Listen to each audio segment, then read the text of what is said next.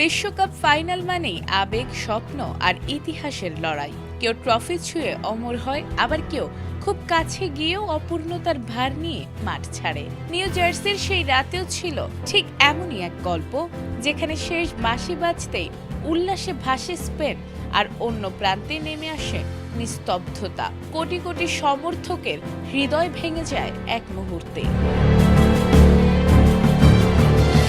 New জার্সির MetLife স্টেডিয়ামে অতিরিক্ত সময়ের রোমাঞ্চ শেষে বিশ্বকাপ ফাইনালে আর্জেন্টিনাকে 1-0 গোলে হারিয়ে চ্যাম্পিয়ন হয়েছে স্পেন। ম্যাচের 106তম মিনিটে ফেররান তরেসের একমাত্র গোলেই নির্ধারিত হয় শিরোপার ভাগ্য। লিওনেল মেসির নেতৃত্বে টানা দ্বিতীয়বার বিশ্বকাপ জয়ের স্বপ্ন নিয়ে মাঠে নেমেছিল আর্জেন্টিনা। তবে পুরো ম্যাচে নিজেদের সেরা ফুটবল খেলতে না পারায় শেষ পর্যন্ত শূন্য হাতেই ফিরতে হয়েছে স্ক্যালোনির দলকে। এই হারের পেছনে সবচেয়ে বড় কারণ ছিল আক্রমণ ভাগের ব্যর্থতা। প্রথমার্ধে আর্জেন্টিনা একটি কর্নারও আদায় করতে পারেনি।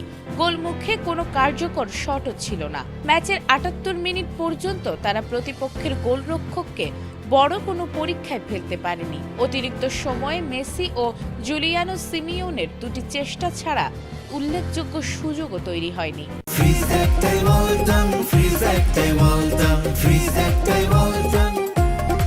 অন্যদিকে শুরু থেকেই বলের নিয়ন্ত্রণ নিজেদের দখলে রাখে Spain. Rodri, Pedri, Lamine Yamal ও নিকো উইলিয়ামসদের দাপটে মাঝ মাঠে প্রায় অসহায় হয়ে পড়ে আর্জেন্টিনা। স্পেনের চাপের মুখে বল ধরে রাখাই কঠিন হয়ে যায় মেসিদের জন্য।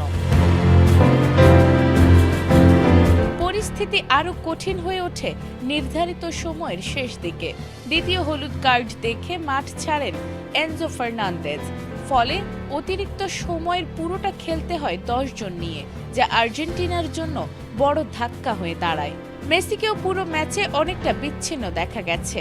আক্রমণে পর্যাপ্ত সহযোগিতা না পাওয়ায় তিনি নিজের স্বাভাবিক ছন্দে ফিরতে পারেননি। হুলিয়ান আলভারেজকে তুলে নেয়ার পর আক্রমণের ধার আরও কমে যায়। অতিরিক্ত সময়ের বিরতির পরপরই ডান দিক থেকে আসা একটি ক্রসে ফেররান তরেস গোল করে স্পেনকে এগিয়ে দেন।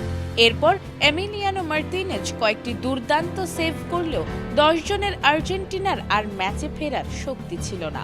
আক্রমণে নিষ্প্রভ পারফরম্যান্স, মাঝ মাঠের নিয়ন্ত্রণ হারানো, এনজোর লাল কার্ড এবং রক্ষণে এক মুহূর্তের ভুল, সব মিলিয়ে হাতছাড়া হয় আর্জেন্টিনার স্বপ্ন।